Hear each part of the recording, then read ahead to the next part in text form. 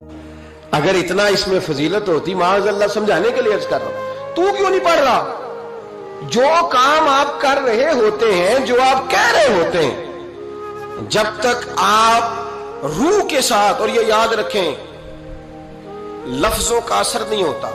اقبال سے کہا کسی نے کہ یار میں بڑی تقریریں سنتا ہوں، فلانے کی بھی فلانے کی بھی فلانے کی بھی، سمجھ نہیں آتی، تو اقبال کہنے لگے جا کسی درد دل والے کے پاس جا کے بیٹھ، اور اس کے پاس جا کے بیٹھ جو تیرے سامنے لفظوں کا ہیر پھیر نہ کرے بلکہ اپنے اندر کا درد نکال کے تیرے آگے رکھے، جملوں کی کمی بیشی نہ کرے، الفاظ کا اتار چڑھاؤ نہ کرے، نعرے لگانے کے لیے اور نوٹوں کی جو ہے وہ واٹ کے لیے بات نہ کرے، بلکہ وہ ہم تو جائز ناجائز بھی نہیں دیکھتے، چلتا رہتا ہے سارا کچھ ہی، جا۔ اور پھر اقبال نے ایک فقرہ کہا جو بڑا خوبصورت ہے، اقبال کہنے لگے بات جو دل سے نکلتی ہے اثر رکھتی، بات جو دل سے نکلتی ہے اثر، اور اگلا فقرہ اس سے بھی کمال کہا، کہنے لگے پر نہیں طاقت پرواز مگر رکھتی ہے، اس کے پر نہیں ہوتے، وہ اڑتی نہیں، پر کوئی نہیں ہوتے، لیکن اللہ تعالیٰ اسے سارے زمانے میں عام کر دیتا ہے،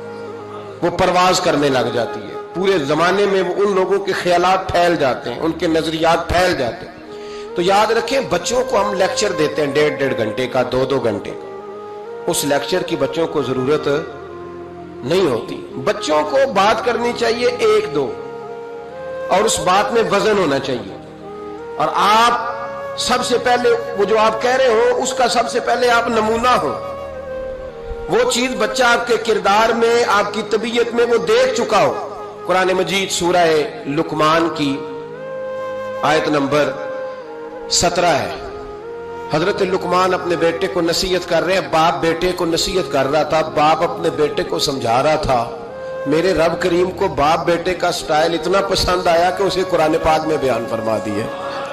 کبھی باپ بیٹے کی گفتگو بھی کسی نے نقل کی ہے، باپ بیٹے کی گفتگو بھی کبھی کسی نے کتاب میں نوٹ کی ہے، لیکن مالک کو اتنا پسند آیا یارو، باتیں باپ بیٹے کی تھی، اللہ نے قرآن پاک میں نازل فرما دی۔ یار اتنا خوبصورت تھا باپ بیٹے کا انداز تکلم دیکھیے، باپ بیٹے سے کہتا یا بنیا، اے میرے بیٹے، اے میرے اللہ، نہیں کیا او ادھر آئے نا، یا بنیا، اے میرے، دیکھیں لفظوں کا حسن، اے میرے بیٹے، اپنے حق میں قائل نہیں کیا کہ میں بوڑھا ہو گیا ہوں، بڑی محنت کی، اب تو پیسے کمایا کر، مجھے دیا کر، تجھے نہیں پتا ماں باپ کی، ہم سارا دیہڑی یہی ڈیوٹی کرتے ہیں، سارا دن یہی کام ہے کہ میری قدر کر، باقی سب ٹھیک ہے۔ حضرت سیدنا لقمان اپنے بیٹے کو کیا کہتے یا بنیا اقم الصلاۃ، اے میرے بیٹے نماز قائم کر، نماز قائم کر، نماز قائم کر۔ نماز قائم کرنے کا معنی یہ کہ ظاہری آداب کے ساتھ بھی پڑھ، باطنی آداب کے ساتھ بھی پڑھ۔ اور پھر حضرت لقمان بیٹے کو بٹھا کے آغوش محبت میں پیغام دیتے ہیں، کہتے ہیں نماز قائم کر، اور پھر یہ نہیں کہا کہ تو اپنی قبر صحیح کر، تجھے کیا لگے دوست تیرے پڑھتے ہیں کہ نہیں پڑھتے، یہ نہیں فرمایا، فرمایا اقیم الصلاۃ، نماز پڑھ، وامر بالمعروف وانہا عن المنکر، پھر تو لوگوں کو بھلائی کا حکم دے اور برائی سے منع کر۔ یہ باپ اپنے بیٹے کو نصیحت کر رہا ہے، اور پھر پتہ ہے جب کوئی بھلائی کا حکم دے برائی سے منع کرے تو اسے تکلیف بھی آتی ہے، اور اپنے بیٹے کو کہنے لگے وَاصْبِرْ عَلَىٰ مَا أَصَابَكَ، اور اس رستے میں جب تیرے اوپر کوئی مصیبت آئے تو تو نے صبر بھی کرنا ہے، نیکی کا حکم دینے اور برائی سے منع کرنے کے رستے میں جب کوئی مصیبت آئے تو بیٹے تو نے اس پر۔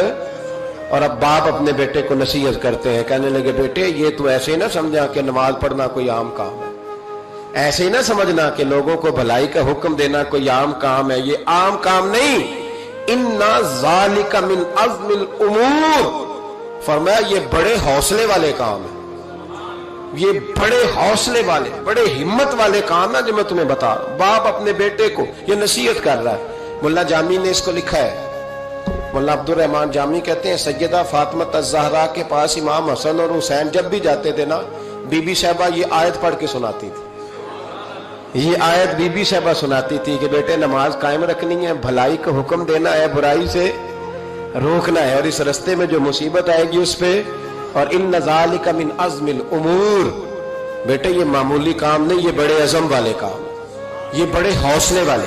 ماں جب ان لفظوں میں تربیت کرے، ماں جب کہے देखा ना मेरे भाई, मां जब सच का दर्श देती है तो बच्चा सच ही बोलता है।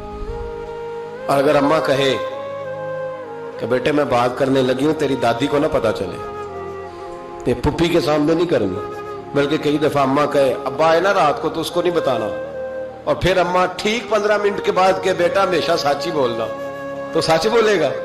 क्यों बोले?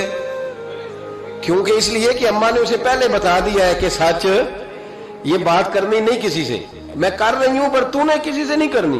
तो आपने 3 लेक्चर तो उसको झूठ के दे दिए, अब अगर आप उसे कहें सच बोल तो वो बोलेगा।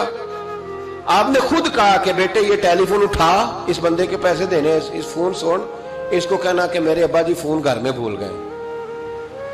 फिर दरवाजे पे दस्तक हुई, आप अंदर बैठे थे, बच्चे से कहा कि जाके बाहर कह दो कि अब्बा जी घर में मौजूद है।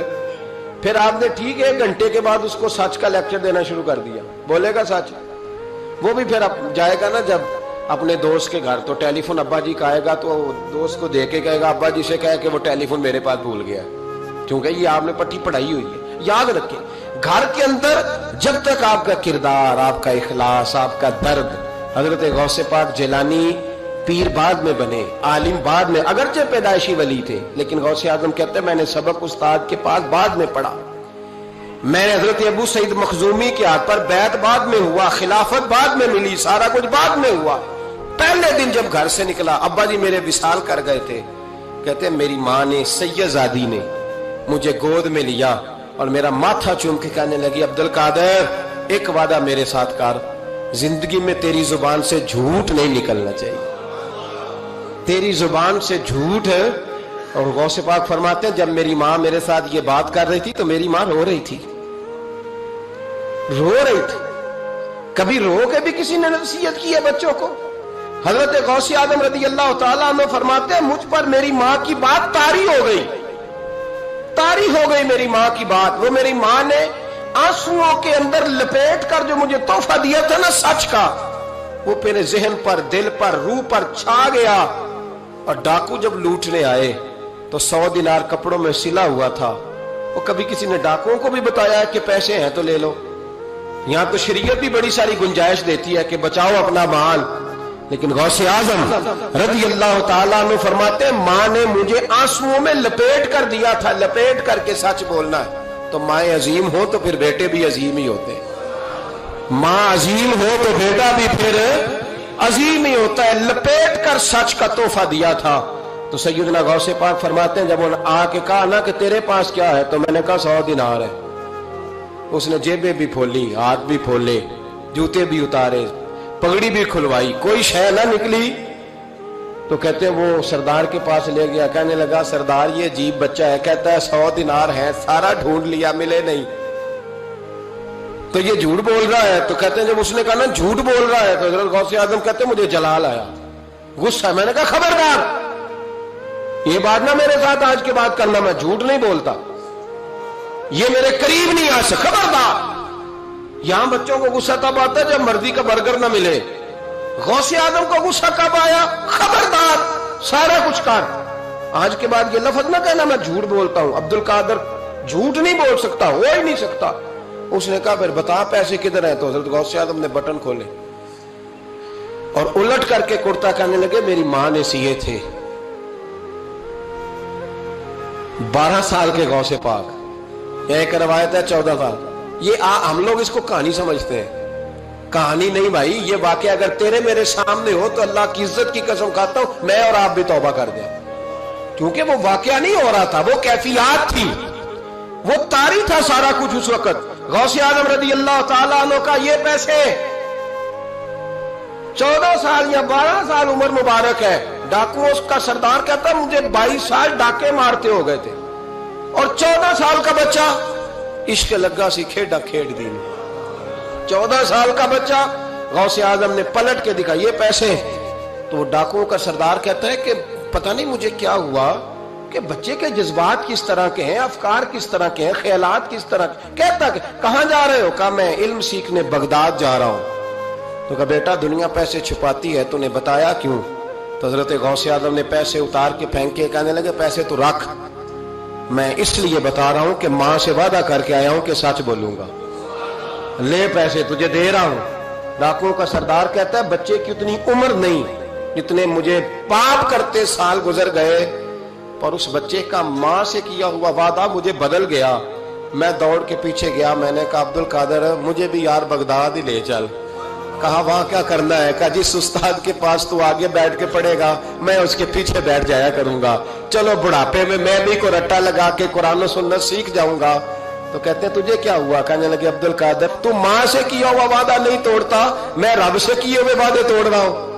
توبہ میری. ڈاکوؤں سے کہنے لگے جاؤ کوئی سردار اور بنا لو. مجھے تو ماں بیٹے کا رشتہ جیت گیا ہے، یہ ماں بیٹے کا رشتہ مجھے جیت کے لے گیا، میں جیت گیا ماں بیٹے کے رشتے میں، یہ مجھے فتح کر گئے، تم کوئی اور سردار بنا لو. تو 22-23 ڈاکو تھے، پیچھے آ کے بیٹھ کہنے لگے سردار اگر گناہ اکٹھے کیے ہیں تو نیکیوں میں اکیلا تو نہ چھوڑ. او بھائی ماں بیٹے کا رشتہ اور ماں بیٹے کی تربیت، تو 14 سال کا بچہ توبہ کرا جاتا ہے. پر مصیبت یہ ہے کہ ہم وہ مائیں تیار کرنے میں کامیاب نہیں ہو سکے، لیکن ہم نے سدا ناکام نہیں رہنا. مائیں تیار کرنی ہے. مائیں تیار یہ والا مطالبہ نا بیوی سے کرتے ہیں کہ میری بیوی فٹافٹ صحیح ہو جائے، بیٹی سے کریں یہ مطالبہ، بہن پر کریں یہ محنت. یہ والی میرے حضرت خنسا رضی اللہ تعالی عنہا، جناب خنسا حضور کی ایک صحابیہ ہیں، انہوں نے بعد میں کلمہ پڑھا. دور جاہلیت میں ان کا ایک بھائی قتل ہو گیا تھا. انہوں نے اپنے بھائی کے جانے پر، قتل ہونے پر ایک مرثیہ کہا تھا. وہ مرثیہ اتنا مشہور تھا کہ جہاں بھی پڑھا جاتا لوگ اپنا کوئی جانے والا یاد کر کے رونے لگ جائے. ہمارے ہاں تو اب نعت خانوں نے رواج بنایا نا، جس کے گھر میں کوئی فوتگی ہوتی ہے اسے اور زیادہ رلاتے ہیں. میاں صاحب تو شعر لکھ گئے تھے، کوئی یہ تو نہیں انہوں نے کہا تھا کہ سارے کلاتے ہی پڑھے جے. انہوں نے تو شعر لکھا تھا نا، باپ مرے تے سر ننگا ہوندا تے پائی مرن تے کنڈ خالی تے ماما بعد محمد بخشا کون کرے رکھوالی. اب اس کو پتا ہے اس پہ روئیں گے بھی زیادہ، نوٹ بھی زیادہ دیں گے، تو ہر جگہ جا کے نا بات یہی چھیڑ دیتا ہے. اب وہ بیچارے بچے پہلے سے زیادہ روتے ہیں، تڑپتے ہیں. حالانکہ حکم یہ تھا کہ جب کسی جاؤ نا فوتگی پہ تو ان کو رلانا نہیں بلکہ ان کو حوصلہ دینا ہے. نعت خانوں کی بات ہوئی ہے تو آپ نے بڑا غور سے دیکھا ہے میری طرف، میں اور آپ بھی ایسے ہی کرتے ہیں. وہ جائیں گے نا تو پوچھیں گے یہ بچہ اس کا، یہ جو فوت ہو اس کا یہ بچہ، او ہو بیچارہ دیکھو نا چھوٹا سا تھا، اماں چلی گئی. بڑا مشکل ہے یتیموں کے لیے. تو یتیم چارہ نفسیاتی مریض بن جاتا ہے. وہ کہتا ہے بالکل چاچا صحیح کہہ رہا ہے، یتیموں کے بڑے برے حال ہوتے ہیں. اس طرح کر کے ہم نفسیات کمزور کرتے ہیں بچوں کی. حالانکہ بتانا چاہیے بیٹے فکر نہ کر، میرے نبی پاک بھی تو یتیم ہی پیدا ہوئے تھے نا. تو سارے یتیموں پر حضور کا سایہ ہے. بجائے حوصلے دینے کے ہم اور کمزور کرتے ہیں، اور زیادہ کمزور کرتے ہیں، اور زیادہ لوگوں کو تکلیف دیتے ہیں. تو قصیدہ جناب خنسا رضی اللہ تعالیٰ عنہ کا بڑا مشہور تھا. عربی قصیدہ لکھا تھا انہوں نے. کسی کے ہاں بھی کوئی انتقال کر جاتا تو ان کا وہ عربی قصیدہ پڑھا جاتا، اور جب وہ قصیدہ پڑھا جاتا تو لوگ دھاڑے مار مار کے روتے، دھاڑے مار مار. حالانکہ رونا رلانا اتنا اہم کام نہیں جتنا کسی کے دل کو تسلی دے دینا اہم کام ہے. جتنا کسی کی اشک شوئی، اشک آنسو نکالنا تو جرم ہے، آنسو پوچھنا ثواب ہے. یہاں لوگ رلانے کی ڈیوٹی کرتے ہیں، آنسو پوچھنے کی ڈیوٹی نہیں کرتے. حضرت جناب سیدنا خنسا رضی اللہ تعالیٰ عنہ، آپ کا وہ قصیدہ پڑھا جاتا لوگ دھاڑے مار مار کے روتے. یہ وہی خنسا تھی کہ جنگ احد سے کچھ مہینے پہلے کلمہ پڑھ کے مسلمان ہو گئی. یہ وہ بی بی مشہور شاعرہ جن کا قصیدہ رونے رلانے کے لیے پڑھا جاتا ہے. ان کے 4 بیٹے جوان تھے. احد کے لیے جب رسول رحمت صلی اللہ علیہ وسلم نے اعلان کیا نا فوجی آئے، مائیں بہنیں بچے تیار کریں بھیجیں، تو ان کی سہیلیاں کہنے لگی کلمہ تو پڑھ گئی ہے، تیرے بچے بھی پڑھ گئے ہیں، پر تیرا سب کو پتا ہے تیرے بچے کوئی نہیں جائیں گے. اس لیے کہ ایک بھائی کے جانے پر تو نے قصیدہ لکھا ہے تو آج تک پڑھا جا رہا ہے، تو 4 بچے کیسے تیرا نہیں جاتا. جناب خنسا چوپ ہیں. جب جنگ احد کے لیے سپاہی اور مجاہد نکلنے لگے تو 4 بیٹے لے کے چوک میں آ گئے.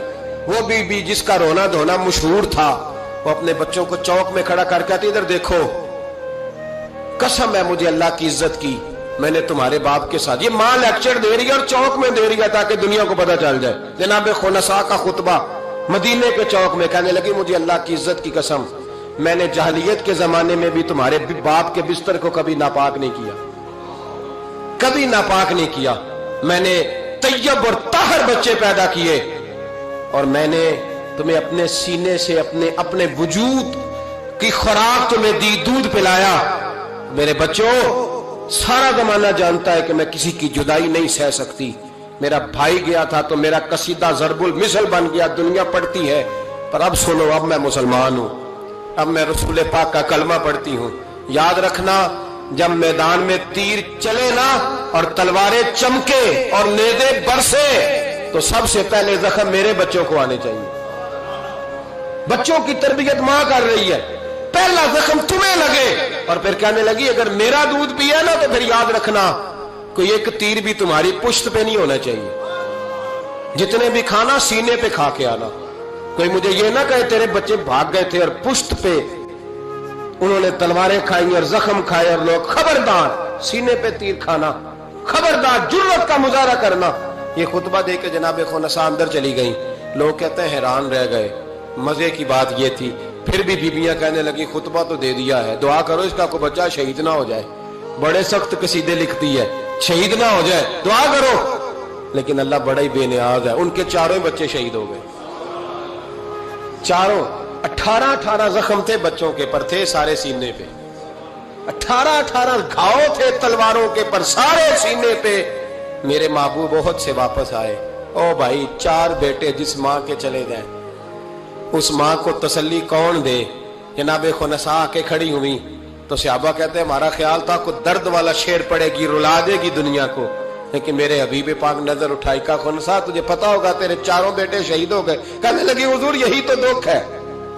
جب کہا نا یہی دکھ ہے تو کان کھڑے ہو گئے لوگوں، حضور یہی تو دکھ ہے، یہی تو پریشانی ہے۔ محبوب نے فرمایا کیا پریشانی ہے؟ کہنے لگی حضور یہی تو پریشانی ہے، میرے 4 تھے، دل کرتا ہے میرے 14 ہوتے۔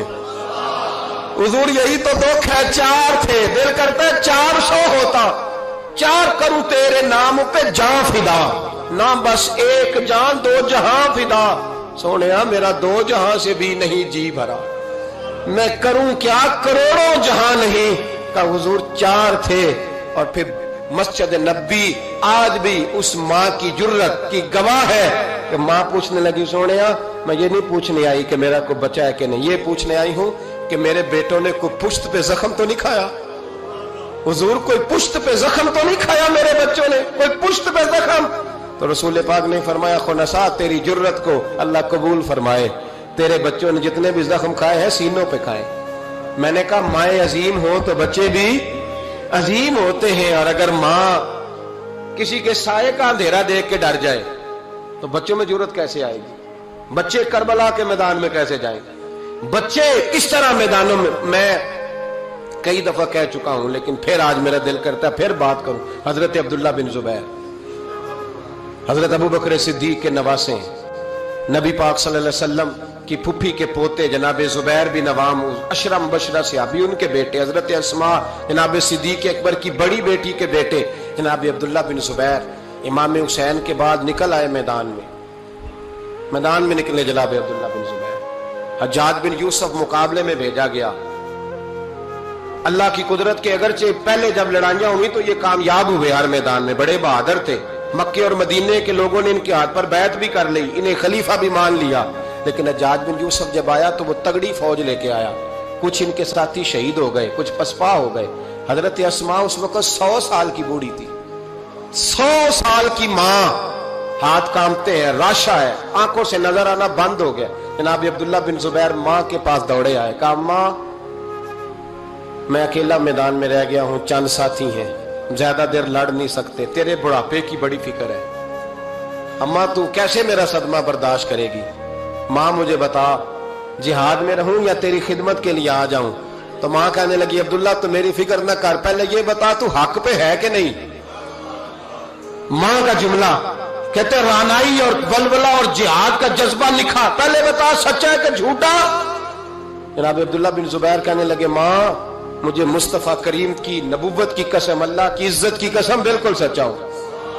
تو کہا بیٹے پھر میدان میں رہنا، چھوڑ کے نہ آنا، کوئی مجھے تانا نہ دے کہ میں بزدل کی ماں ہوں، دیکھ مجھے تانے سے بچانا، کوئی یہ نہ کہ بزدل کی ماں، میدان میں رہنا، میدان میں تو حضرت عبداللہ بن زبیر کہنے لگے اماں یہ بڑا ظالم آدمی ہے جو میرے مقابلے میں آیا ہے، سنا ہے قتل کرنے کے بعد ناک کاٹ ڈالتا ہے، آنکھیں نکال ڈالتا ہے، وجود کی بوٹیاں کر دیتا ہے۔ 100 سال کی ماں، 100 سال کی ماں لاٹھی کا سہارا لے کے کھڑی ہوگی اور زمین پہ لاٹھی مار کے کہنے لگی عبداللہ چل میدان میں۔ بیٹے بکرے کو صرف ذبح ہوتے وقت تکلیف ہوتی ہے، کھال اترتے وقت تکلیف نہیں ہوتی، پھر اس کی بوٹیاں کی جائیں تو اسے تکلیف۔ چل بیٹا میدان میں رہنا اور دیکھنا میں تجھے سلوٹ کروں گی۔ حضرت عبداللہ بن زبیر میدان میں گئے، شہید کیے گئے۔ مکہ المکرمہ کے چوک میں جنت المعلا جہاں آج قبرستان ہے اس کے چوک میں آپ کی لاش کو لٹکایا گیا۔ میں پہلے بھی بات کر چکا ہوں، آج عنوان آ گیا تو اشارہ کرنا ہے۔ ایک دن حضرت اسماء گزری، 14 دن ہو گئے لٹکے ہوئے، تو ایک شخص ان کے کان میں کہنے لگا اماں ابھی تک تیرا بچہ لٹکا ہے، حجاج نے دفن نہیں ہونے دیا۔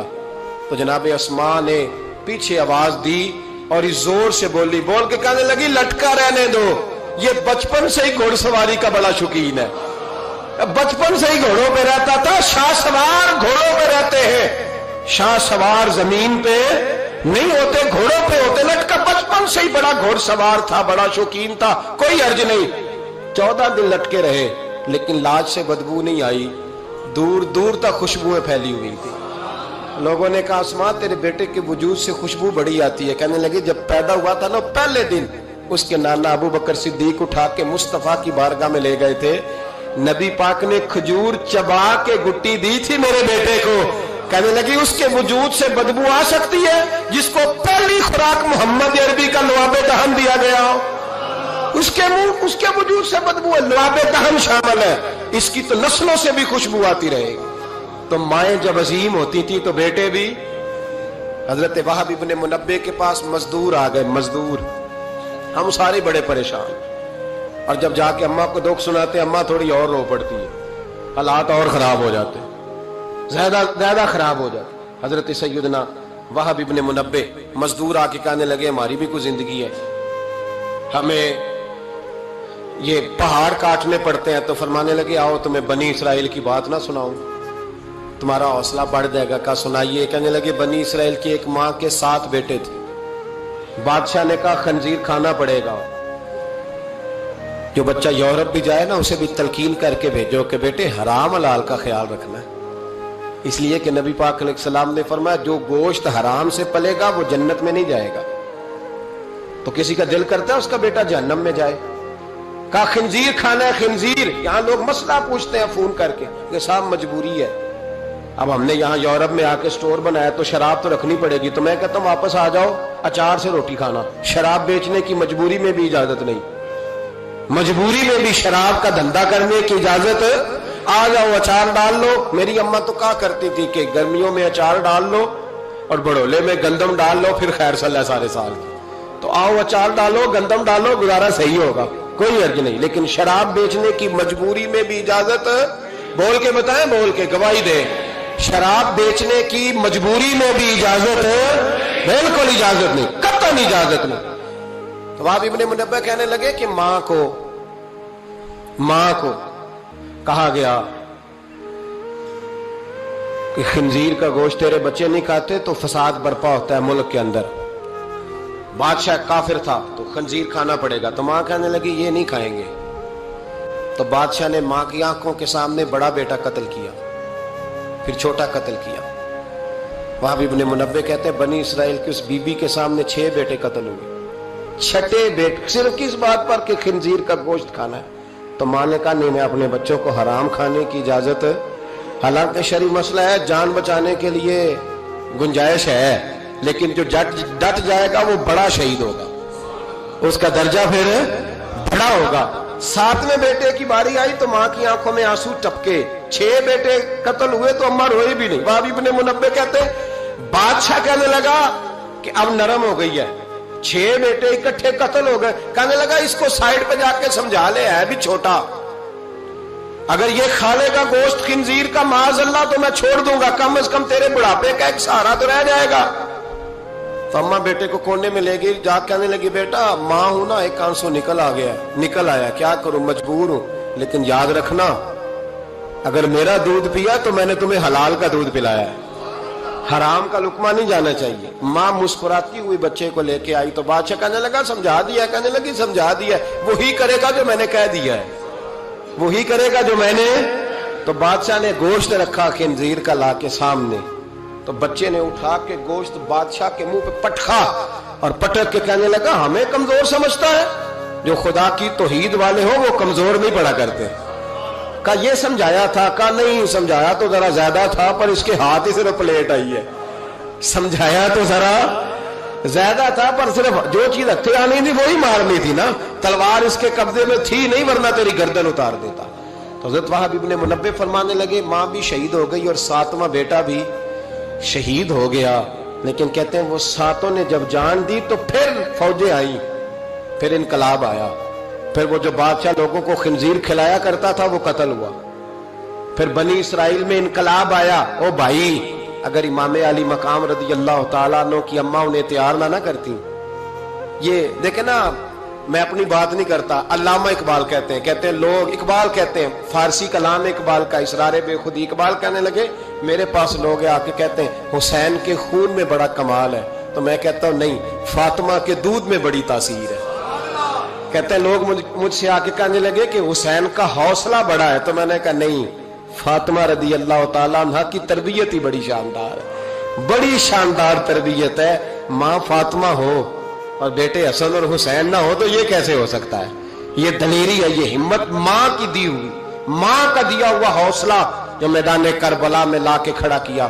ایک بزرگ گزرے سفیان بن عینیہ, ان کی اماں نے نا اپنے بچے کو کہا جا دین سیکھ. بہت بڑے محدث ہیں, کہتے میں غریب تھا, میری ماں نے جب استاد کے پاس بھیجا تو کہنے لگے بیٹے اپنے استاد سے نا سبق بعد میں پڑھنا, استاد کی نوکری پہلے کرنا اور دیکھنا خدمت کرنا. ہمارے استاد تھے, بزرگ تھے, سید مراتب علی شاہ صاحب, حضرت محدث اعظم پاکستان مولانا سردار احمد صاحب رحمۃ اللہ علیہ کے وہ شاگرد تھے. اب تو ہر بچے کو شکایت ہے نا استاد کام بڑا کراتے ہیں. جی مجھے کل بھی انہوں نے بھیجا تھا, 2 فوٹو کاپیاں کرا کے لے آؤں, اسکول سے گیا تھا میں, موٹر سائیکل پہ گیا, 2 فوٹو کاپیاں پوری کرائی ہیں مجھ سے, حالانکہ پیسے بھی انہوں نے دیے تھے, پھر بھی بڑا کام کراتے ہیں, استاد کے پاس نہیں پڑھنا. سید مراتب شاہ صاحب فرماتے ہیں کہ میں چھٹی آیا, چھٹیاں ہوتی تھی شعبان میں, تو میرے والد سید غلام حسین شاہ صاحب رحمۃ اللہ تعالیٰ لے کہنے لگے مراتب علی آ گئے ہو.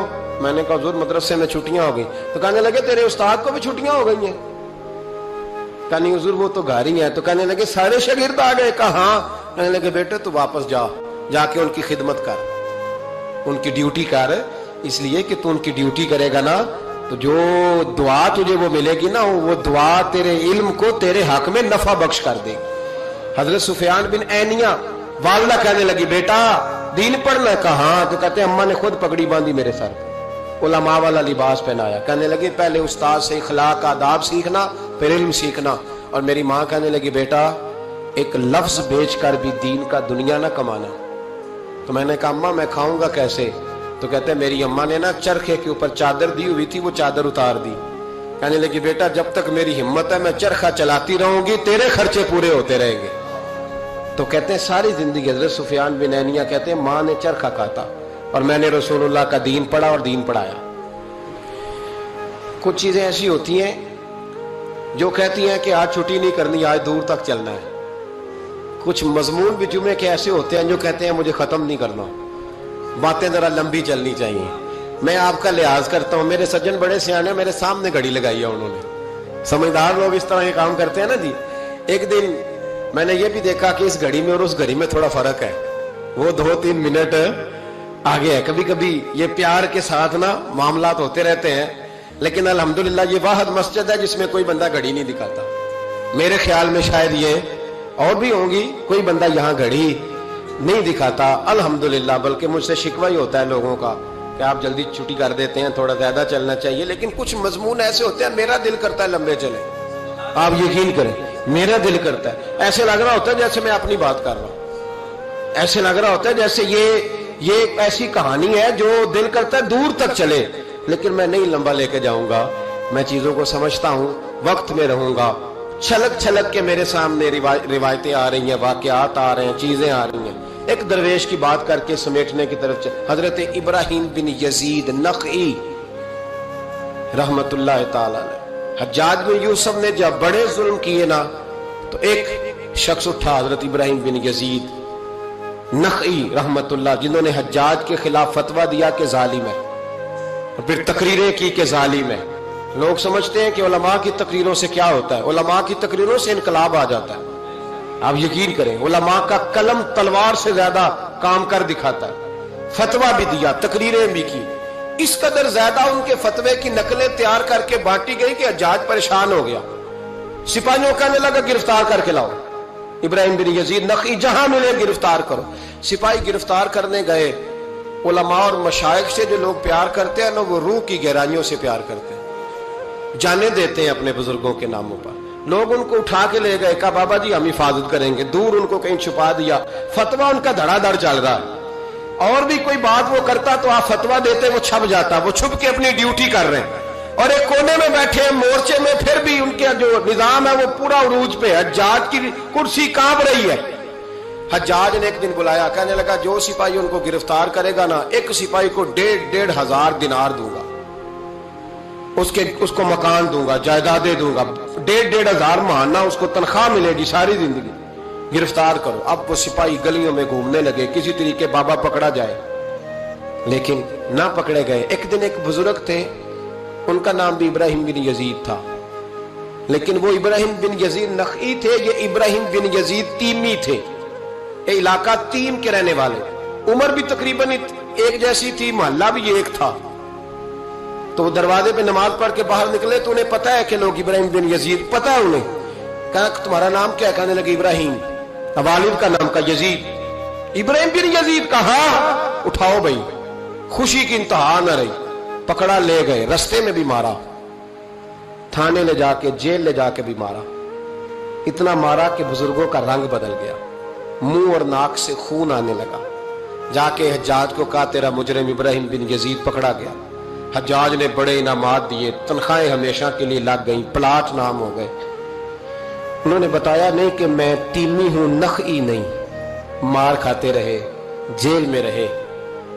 اب فوجیں چپ کر کے بیٹھ گئیں۔ ان کا جو فتویٰ تھا وہ زیادہ پھیلنے لگ گیا، کیونکہ اب ان کی تلاش ختم ہو گئی، خطرہ ختم ہو گیا، کام وہ زیادہ کرنے لگ گئے۔ یہاں یہ گرفتار ہو گئے، حالات بڑے کٹھن ہوئے۔ کچھ علاقوں میں کچھ جیلیں سخت ہوتی ہیں۔ حجاج بن یوسف نے دماس نام کی جیل بنائی ہوئی، اس جیل میں جناب ابراہیم بن یزید تیمی کو ڈال دیا۔ آپ کی عمر 60 سال تھی، ماں کی عمر 90 سال تھی۔ ماں بیٹا ڈھونڈنے لگی، ڈھونڈتے ڈھونڈتے ڈھونڈتے ڈھونڈتے کسی نے بتایا کہ وہ ابراہیم نخعی کے دھوکے میں تیرے بیٹے کو لے گئے۔ ماں جیل پہنچی، بیٹا ماں سے جب ملا تو بیٹا قدموں میں گرا، چہرہ دیکھ کے ماں کا کلیجہ پھٹ آیا، اتنے زخم میرے بیٹے کے وجود پر۔ کہا بیٹا، انہیں بتایا کیوں نہیں کہ تو تیمی ہے، نخعی نہیں، بتایا کیوں نہیں؟ تو جناب ابراہیم تیمی نے ماں کے منہ پہ ہاتھ رکھا، اماں چپ کر جا، میں ایک جاہل آدمی ہوں، میرے وجود سے امت کا فائدہ کوئی نہیں، وہ رسول اللہ کے دین کا چمکتا ہوا چراغ ہے۔ اماں ان کی وجہ سے کتنے سینے روشن ہیں، کتنے دلوں میں ایمان کی تازگی ہے، کتنی آنکھوں میں رسول اللہ کی محبت کا نور ہے۔ اماں ابراہیم بن یزید نخعی کی وجہ سے ظالم کانپ رہے ہیں، ڈر رہے ہیں، اور مظلوم اٹھتے ہیں کہ ہمارا بھی کوئی ہے نام لینے والا۔ اماں نہ، میری وجہ سے اگر وہ بچ سکتے ہیں تو میں کئی جانے دینے کو تیار ہوں، مہربانی کر اماں، تو نے نہیں کہنا، تو نے کسی کو بتانا نہیں۔ ماں کہنے لگی بیٹا تو نبی پاک کے دین کے غلام پر جان دینے لگا؟ کہا ہاں۔ اماں کہنے لگی پھر میں کسی کو بتاؤں گی نہیں، بلکہ میں تیرے حوصلے کی دعا مانگوں گی۔ اور ماں کہنے لگی بیٹا اگر قیامت کے دن اللہ نے مجھ سے پوچھا نا کہ تیرے بیٹے نے تیرے حق ادا کیے کہ نہیں کیے، تو میں کہوں گی مالک میں اپنے بیٹے سے بڑی راضی ہوں، اور اللہ میرے بیٹے کو بغیر حساب کتاب جنت دے، میں تیرے لیے دعائیں مانگوں۔ ماں تسلی دے کے بیٹے کو گھر آ گئی۔ حضرت ابراہیم تیمی کو اتنا مارا کہ 3 دن کے بعد جیل میں شہید ہو گئے۔ جب وہ شہید ہوئے، حجاج بن یوسف رات کو خواب دیکھتا ہے کہ آج تیری سلطنت میں کوئی جنتی فوت ہو گیا، جنتی فوت ہو گیا، جنتی انتے۔ حجاج نے پورے ملک میں پتہ کرایا تو کہا ایک ہی بندہ فوت ہوا ہے جو جیل میں تھا۔ تو حجاج آئے وہاں، جس وقت حجاج وہاں پہنچا نا، سرانے آ کے میت کے کھڑا ہوا، اسی وقت ایک تازہ فتویٰ آیا क्योंकि हजरत इब्राहिम नखी को नहीं खबर थी कि मेरी जगह पे वो बंदा शहीद हो। ताजा फतवा आया कि सुना है आज सुबह एक और बंदा उसके तशद्दुद से कत्ल हो गया, मुसलमानों पे जरूरी है इस जालिम के खिलाफ उठे। जब फतवा पढ़ा तो नीचे दस्तखत थे। इब्राहिम बिन यजीद नखी कहने लगा जालिम हो, ये तो ख्वाब मैंने देखे जन्नती बहुत हो गया, तो ये अगर इब्राहिम नखी नहीं तो ये फतवा किसका आया है? तो लोगों ने कहा हुजूर पहले भी हमें किसी ने बताया था ये तीमी है नखी नहीं, ये बोले नहीं उनके नाम पे जान दे गए। कहने लगा फिर पकड़ो इब्राहिम नखी को। तो हजरत सईद बिन जुबैर पीछे खड़े थे, कंधे पे हाथ रख कहने लगे एजाज बस कर, आप उनके पीछे फौजें ना दौड़ाना, जिनके नाम पर जान देने वाले जन्नती है उस बुजुर्ग की अपनी शान कितनी होगी, उसके हिस्से पे जो जान दे गया जब उसके लिए तुझे जन्नती की ख्वाब आई है। हजरत इब्राहिम बिन यजीद नखी उनके बाद एक अरसे तक जिंदा रहे। तो आप जब हाथ उठाते थे दुआ पता क्या करते थे? कहते थे या अल्लाह इब्राहिम तीमी की मां पे रहम फरमा, इब्राहिम तीमी की मां पे रहम फरमा। तो लोग कहते हुजूर जान बेटे ने दी और दुआ मां के लिए। फरमाने लगे जान बेटे ने दिया पर हौसला उसकी अम्मा ने दिया है। जान बेटे ने दी है पर उसे जान देने के लिए दुआ उसकी माए अजीम हो तो बेटे भी बेटियों की तरबियत करें। हजरत सैयदना उस्मान गनी रदी अल्लाह ताला अन्हु बैठे थे तो एक जनाजे पे नजर पड़ी, एक मुसलमान का मोमिन का जनाजा जा रहा था। उस जनाजे पर नजर पड़ी तो सैयदना उस्मान गनी उठकर खड़े हो गए। एक है कि किसी मुअज़्ज़ज़ आदमी के आने पर आप खड़े हों, लेकिन ये शान है ना, ये अजमत है ना मोमिन की कि उसका जनाजा गुजर रहा है। तो हजरत उस्मान गनी रदी अल्लाह ताला अन्हु उठ के खड़े हो गए और जब लोगों ने आपकी तरफ देखा तो फरमाने लगे अपनी मर्जी से ये काम नहीं किया। एक दिन करीम रसूल के सामने से भी जनाजा गुजरा था तो मेरे नबी उठ के खड़े हो गए थे। तो मैं तो अपने प्यारे महबूब सल्लल्लाहु ताला अलैहि वसल्लम की अदा को अदा कर रहा हूं।